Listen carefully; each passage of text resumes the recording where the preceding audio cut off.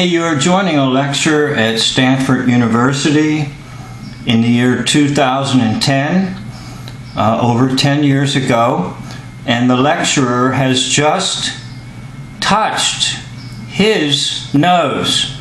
All right, so that's done as a symbolic gesture of like Pinocchio, because when Pinocchio told a lie, his nose would grow.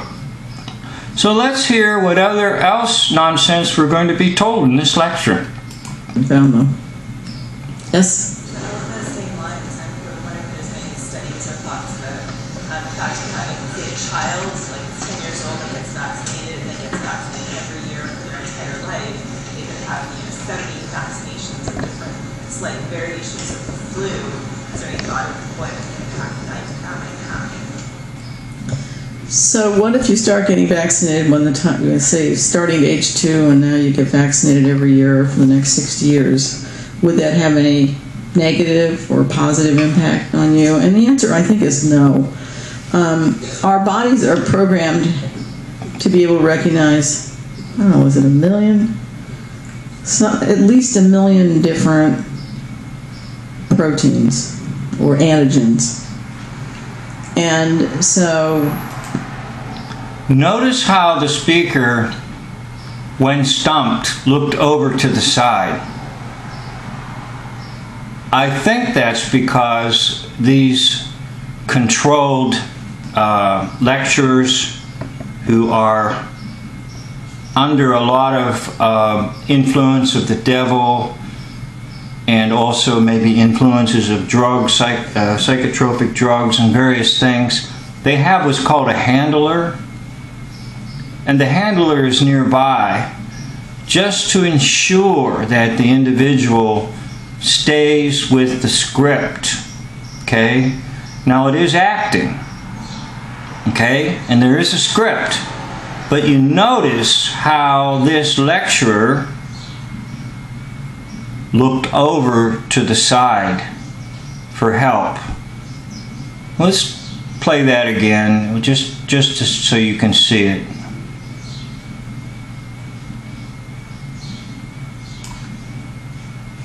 Seem to be any specific genotypes of humans who seem to be more or less resistant.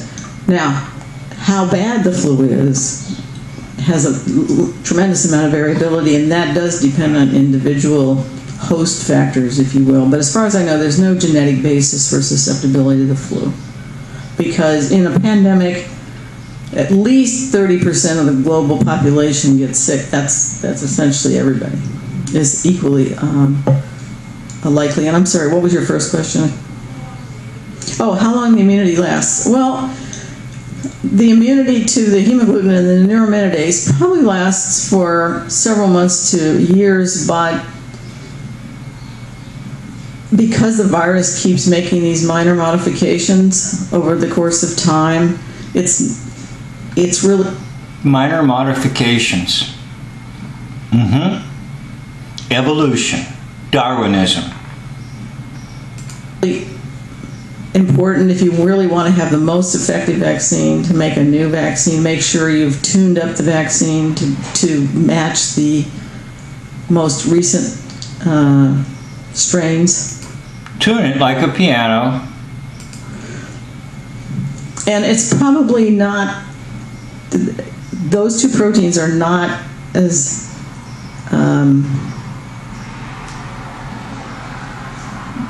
the antibodies are stumbling because she's not lecturing. He's not lecturing. He, she, it has to use their own cognitive abilities. So now you're seeing a lot of stumbling and fumbling. Aren't as long-lived as one would like. The other thing that manufacturers are looking for is a universal vaccine. In other words, a component of influenza virus, not the hemagglutinin or the neuraminidase, but something that's stable so that we could immunize people once, and that might last years and years and years. So far, magic bullet hasn't been found. There's your touch the nose, okay? For Pinocchio. No. Yes?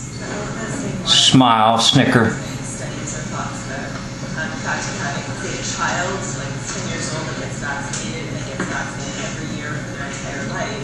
They could have 70 vaccinations of different slight variations of the flu. Is there any thought of what impact that might have? So what if you start getting vaccinated when the time, say, starting at age 2 and now you get vaccinated every year for the next 60 years? Would that have any negative or positive impact on you? And the answer, I think, is no. Our bodies are programmed to be able to recognize, I don't know, was it 1 million? Okay, there it is. Who is he looking at? Someone that knows the script. Someone that manages this lecturer. Okay, I don't think they go out alone. They go out with their handler, the one who makes sure that they stay on track with the script of the phoniness and the hoaxes and the lies.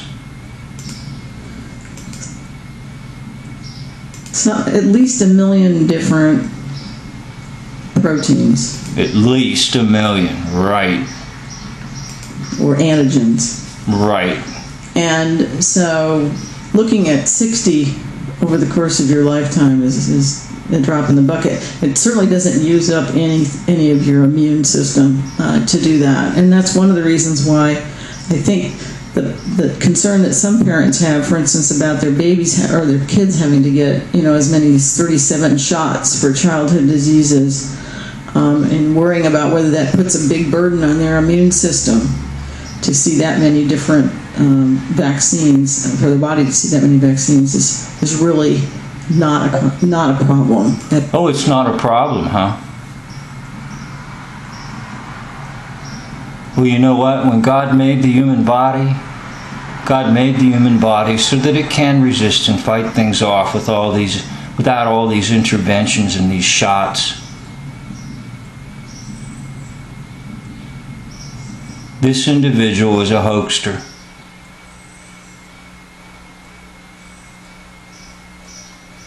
Please only believe truth and don't believe these hoax and lies about viruses and indeed about vaccines. Thank you for watching.